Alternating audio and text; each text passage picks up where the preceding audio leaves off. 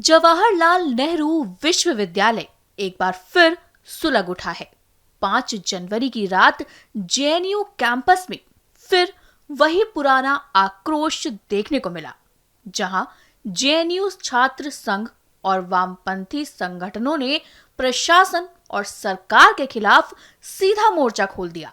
दरअसल ये नारे सोमवार को सुप्रीम कोर्ट के फैसले और केंद्र सरकार के खिलाफ लग रहे थे। प्रदर्शनकारियों ने दिल्ली दंगे के आरोप में जेल में बंद उमर खालिद और शर्जील इमाम की जेल से रिहाई के लिए हंगामा किया। ये वही वामपंथी विचारधारा है जो हर बार देश विरोधी ताकतों के साथ खड़ा होती है। ये कल की बात नहीं है। ये आप पिछले किताब के पन्ने जब खोलेंगे तो हर बार आप देखेंगे कि देश विरोधी जितने भी शर्जील इमाम और उमर खालिद वो भी तो यहीं से निकले हुए हैं।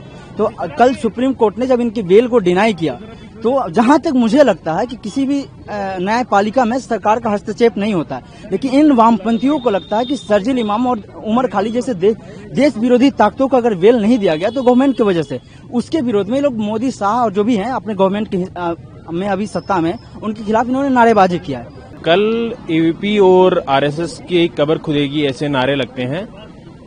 ऐसे नारे जेएनयू में आजकल लगना आम बात हो गई है। 2016 में ये नारा लगा था, अफजल तेरे कातिल जिंदा है हम शर्मिंदा है, ऐसा नारा लगा था। उसके बाद में लगातार अब एबीपी आरएसएस की कब्र खुदने की बात कर रहे हैं। ये वही एबीपी है या आरएसएस है जिसके 60 लाख से ज्यादा मेंबर्स हैं।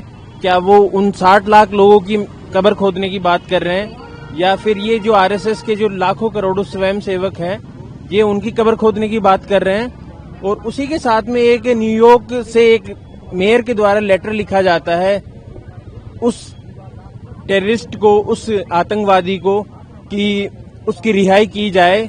पर भारत का जो संविधान है, भारत जो राष्ट्र है वो सॉवरेन है, वो किसी के दबाव या उसके निर्णय किसी के दबाव में नहीं चलते। वो अपने निर्णय खुद बनाता है, खुद की कॉन्स्टिट्यूशन से चलाता है, और उसी का नतीजा है कि उनकी बेल डिनाई कर दी जाती है। और उसका हम बहुत ही स्वागत करते हैं उस निर्णय का सर्वोच्च न्यायालय के। कल जिस तरह की जो वीडियो सामने आया है, जो वो नारे लगा रहे हैं, जिसमें एबीपी आरएसएस की कब्र खोदने की बात वो कर रहे हैं, देश के प्रधानमंत्री गृह मंत्री की कब्र खोदने की बात कर रहे हैं, तो ये कोई नया नहीं है। वामपंथियों का और इतिहास रहा है, पूरा एक लंबा इतिहास है उनका, कि वो देश के संविधान में, देश की न्यायपालिका में उनका कोई भरोसा नहीं है। बस वो एक संवैधानिक और संविधान की बात करते हैं सिर्फ अपने आप को बचाने के लिए, अपने आतंकवादियों को बचाने के लिए। देखिए, एबीपी हमेशा से इसका विरोध करती आई है, चाहे 2012 या 2009 में जब इन्होंने यहाँ पे सीआरपीएफ के जवानों का हत्या का जश्न मनाया था, हमने उस समय भी विरोध किया था। 12, 16, 19 पूरा इतिहास रहा है जेएनयू में इन वामपंथियों से लड़ने का, और देश में बाहर भी इनसे लड़ने का। हम अपने स्तर पर विरोध कर रहे हैं, प्रोटेस्ट कर रहे हैं, हम विरोध करेंगे। हम ऐसा कोई डायरेक्ट फाइट टू फाइट में नहीं जाएगा, इसमें हम उनका विरोध करेंगे, सक्षम स्तर पर विरोध दर्ज करवाएंगे। ये प्रशासन के ऊपर है, ये मीडिया में बाहर सारे है ही है नारेबाजी जो उन्होंने की है, जो करते आए हैं हमेशा से। प्रशासन के ऊपर है वो अपना निर्णय ले, क्या लेता है क्या नहीं लेता है। और भारतीय संविधान जिस तरह से जकड़ रहा है, कन्हैया कुमार, उमर खालिद, शर्जील इमाम ने भी लगाए थे, आज वो भी जेल में बंद है। ये लोग भी, इनका भी नंबर लगने वाला है, सबकी कब्र खोदने वाली। जो वामपंथी हैं, जो नक्सली हैं, वो सब खत्म होंगे।